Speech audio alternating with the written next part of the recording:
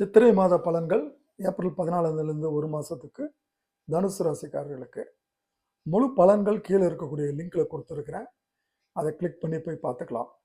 இப்போ இவர்கள் எந்த விஷயத்தில் எச்சரிக்கையாக இருக்கணுன்றதை மட்டும் பார்ப்போம்.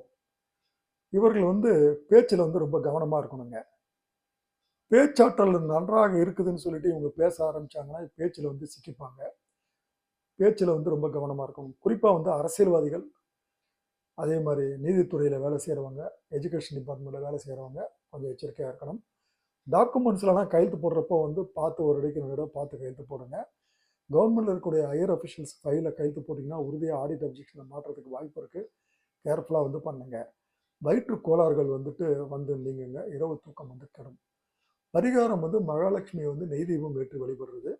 முடிந்தால் திருவண்ணாமலைக்கு சென்று ஒரு கிரிவலம் வர்றது இவர்களுக்கு ஆக சிறந்த பரிகாரமாக பார்க்கப்படுகிறது.